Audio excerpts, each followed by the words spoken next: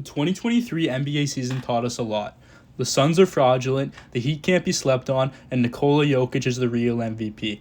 In all seriousness, this past season was full of suspense and the playoffs unfolded into one of the most unprecedented outcomes in recent memory. Miami pulled off two miraculous upsets before falling to Denver, and San Antonio struck gold at the lottery, securing rights to Victor Wembanyama, who projects to be the NBA's next generational talent. But what if I were to tell you that there is another European prospect, another demigod who projects to be a top 10 pick in next year's draft? Meet Aday, a 7'3" center from Zaragoza, Spain. The big man, Aday now. Got it here by Alexander Sarr. Trying to spin his way, going with a reverse slam. And he gets the finish. Another shot at it. Here comes Martinez. Underneath to Mara. Off the glass. De La Rey underneath to Mara. Mara has shown that he is a very capable passer, whether it be hitting cutters out of the high post or making the correct decision when doubled in the low post. Couple these flashes with his ability to see over top of defenses, and you have a player who has the potential to be a very effective playmaker, especially in today's NBA. To put that into context, Nikola Jokic has led Denver to an NBA championship as the catalyst of an offense that produced an offensive rating of 119.5 in the playoffs, second only all-time among teams who went on to win the championship to the 1987 Lakers. Joel Embiid's Philadelphia 76ers finished third in offensive rating in the regular season at 117.0, and the Sacramento Kings offense, predominantly run through De'Aaron Fox and Domantas Sabonis, posted a record-shattering offensive rating of 118.6. Where you fit in with the bigs in today's game? I mean, I just feel like, I'm gonna put it like this. I feel like when my time's up and I retire and I put the shoes up and I say, you know what, Pat, me, the kids and the wife, we gonna head out to the sunset and enjoy life. I feel like there's gonna be people who are gonna say, you know, that I changed the game, and I'm gonna be very appreciative. What? Bro, what are you talking about, man? Bro, I'm out, man. That nigga's tripping. Everybody thought that big men that could shoot like Karl-Anthony Towns and Kristaps Porzingis were going to revolutionize NBA offenses, but it's actually bigs that can play make that are taking over the NBA. So when you see an 18-year-old kid at 7'3" throwing one-arm sling passes, as well as behind-the-back passes, you should really take it seriously.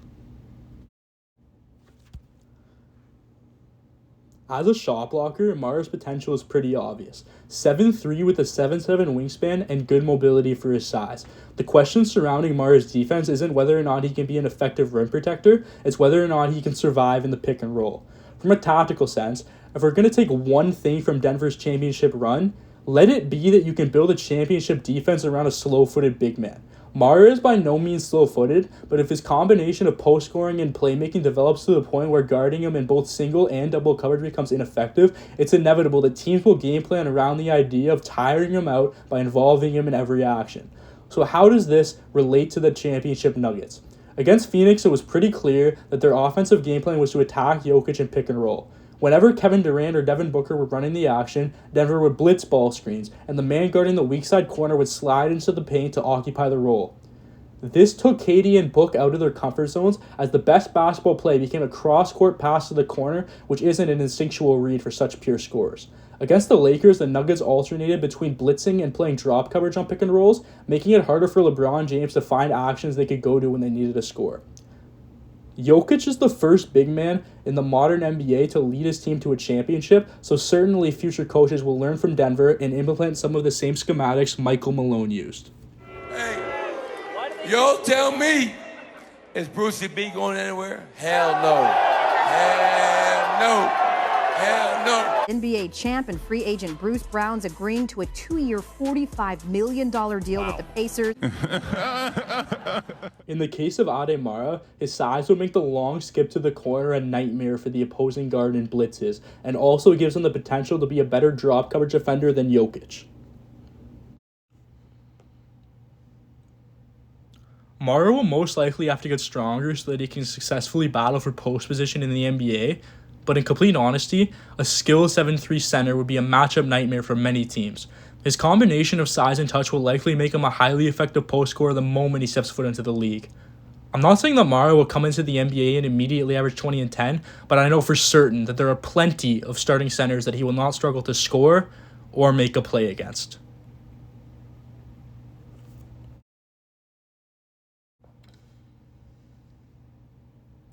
Mara's shooting ability seems to be the biggest question mark in his game. He only shot 2 threes last season, capitalizing on both. The reason that he hasn't attempted very many threes thus far in his career is likely due to the simple fact that European coaches are oftentimes particular about shot selections and like their big men operating out of the post.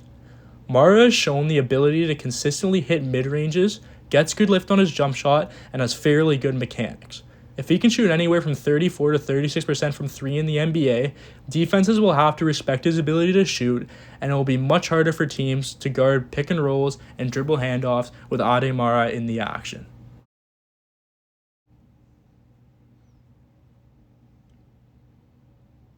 If I were to pick an NBA comparable for Aday Mara, I'd say that he is a cross between Domantas Sabonis and Kristaps Porzingis.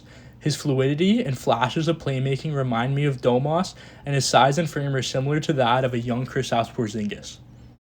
It's crazy to me that the first I heard of Aday Mara was on a draft form, considering the franchise trajectory altering potential he possesses. It will be very interesting to see how his game develops in the coming years. If you're curious about Mara's stats, you can find that and more in the description. Thank you for watching.